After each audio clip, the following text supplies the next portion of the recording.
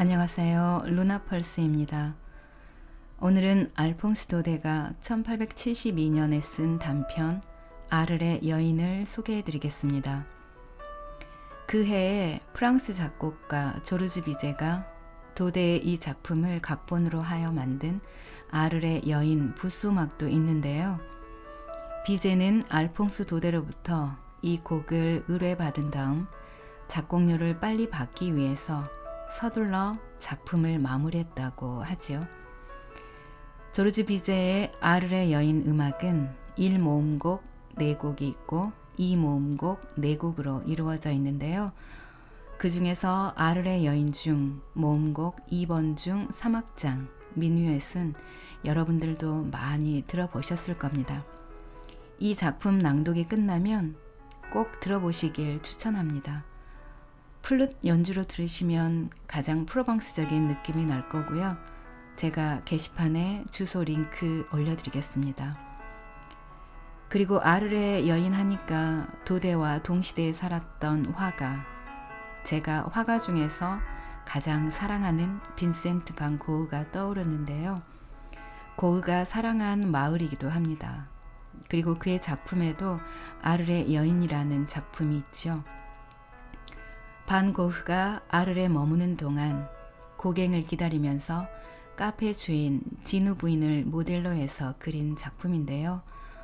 여러분들도 기억하시는 분들 많으실 텐데 노란색 바탕에 검은색 옷을 입고 책을 펼쳐놓고 사색하는 듯 표정의 그림입니다. 그럼 이제부터는 알퐁스 도데가 그려놓은 책 속으로 들어가 보시겠습니다. 제가 읽고 있는 책은 인디북에서 출간했고 최복현님께서 옮긴 책입니다. 오늘도 책과 함께 편안하고 따스한 시간 되시기 바랍니다. 풍차 방앗간에서 내려와 마을로 가려면 팽나무를 심어 놓은 커다란 뜰 안 깊숙이 자리 잡은 어느 농가 앞을 지나게 되지요. 그 집은 붉은 기와집인데 갈색의 널따란 건물 정면에는 창문들이 불규칙하게 열려 있었어요. 또 맨 위에는 바람개비, 건초를 끌어올리기 위한 도르래, 그리고 건초 덤불이 삐죽삐죽 나와 있는 바로 프로방스의 지주 집이었지요. 왜 이 집이 나에게 강한 인상을 주었을까요? 왜 그 닫혀있는 문이 내 가슴을 조이곤 했을까요? 그 이유를 말할 수 없을 거예요. 그렇지만 그 집은 왠지 날 오싹하게 만들곤 했지요. 그 주인은 너무도 조용했어요.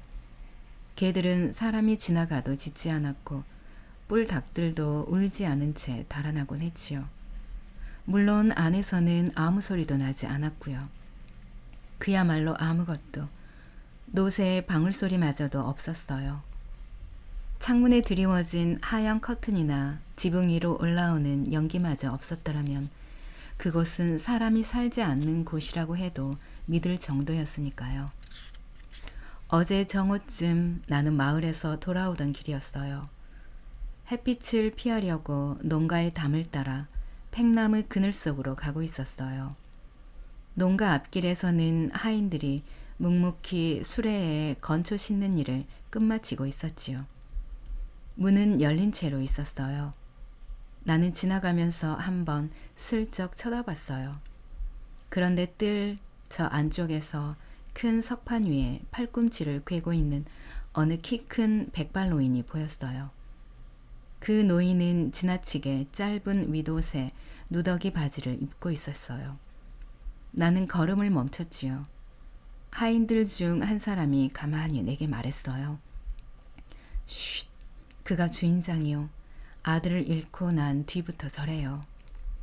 그때 검은 옷을 입은 한 여인과 소년이 금박을 입힌 큰 기도서를 들고 우리 옆을 지나 농가로 들어가더군요. 그 하인이 덧붙여 말했어요. 미사에서 돌아오는 안주인과 작은 아들이라오. 그들은 장남이 죽은 뒤론 매일 미사에 가지요. 아, 얼마나 슬픈 일입니까? 그 아버지는 아직도 죽은 자식의 옷을 입고 있어요. 아무도 그걸 벗게 할 수가 없지요. 마차가 떠나기 시작했어요. 그 얘기에 대해 좀 더 알고 싶었던 나는 마차꾼에게 곁에 올라타게 해달라고 부탁했어요.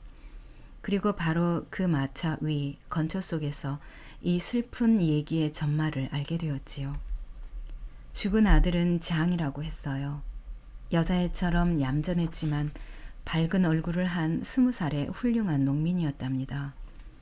그는 아주 잘생겼기 때문에 여자들의 시선을 받곤 했지요. 그러나 그의 머릿속에는 오직 한 여자밖에 없었대요. 그녀는 바로 아르레 리스가에서 단 한 번 만난 레이스가 달린 빌로우드 드레스를 차려입은 아가씨였어요. 농가에서는 처음부터 이 관계를 달갑게 여기지 않았어요. 왜냐하면 그녀는 이미 요염하다고 소문이 나 있었고 부모 또한 이 지방 사람들이 아니었으니까요. 그러나 장은 어떻게 해서든지 아르레 아가씨를 차지하고 싶어 했어요. 그는 이렇게 말했답니다. 그녀를 얻지 못하면 난 죽어버릴 거야. 그가 원하는 대로 해야만 했어요. 부모들은 추수 후에 그들을 결혼시키기로 결정했지요.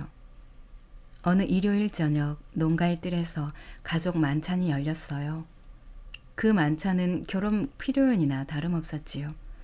약혼녀는 참석하지 않았지만 모두가 그녀를 위해 건배했답니다.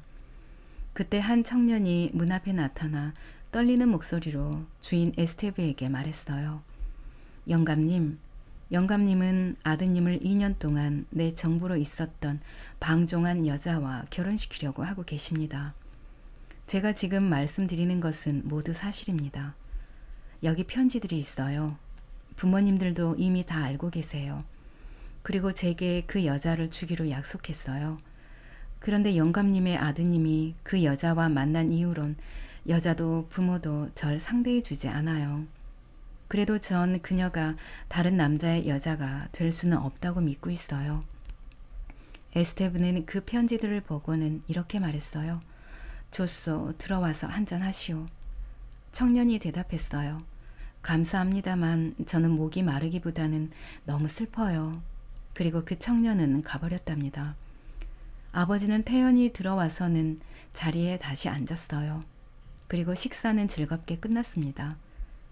그날 저녁 에스테보와 그의 아들은 함께 밖으로 나가 오랫동안 있었어요. 어머니는 그들이 되돌아올 때까지 기다리고 있었답니다. 여보, 그 애를 안아주구려. 그 애는 불행하오. 에스테브는 아들을 부인 곁에 데려다주며 말했어요. 장은 이제 더 이상 아르레 아가씨 얘기는 하지 않았답니다. 그렇지만 여전히 그 여자를 사랑했어요.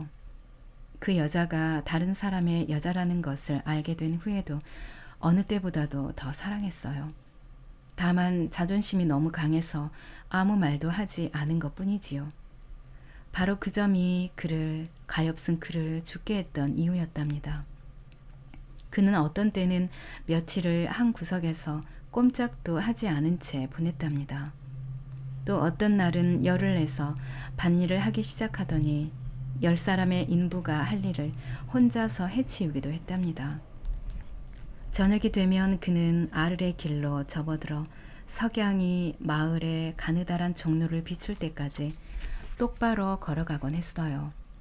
하지만 거기까지만 가고는 이내 되돌아왔답니다. 그리고 절대로 더 멀리 가지 않았어요. 농가의 식구들은 항상 외롭고 슬프게 있는 그를 그저 바라볼 뿐 어찌할 바를 몰랐어요. 어떤 불행이 다가오지는 않을까 의심하기도 했지요. 한 번은 식탁에서 그의 어머니가 눈에 눈물이 가득 차 있는 그를 보면서 이렇게 말했어요. 내 말 좀 들어봐라, 장. 네가 그렇게 그 여자를 원한다면 네가 원하는 대로 해주마. 아버지는 수치스러움에 얼굴을 붉히며 고개를 숙였어요. 장은 그러고 싶지 않다고 말하고는 밖으로 나가버렸어요. 그날부터 장은 항상 명랑한 채 하며 부모님을 안심시키기 위해서 노력했지요. 그는 무도회에도 캬바레에도 다시 모습을 나타냈어요.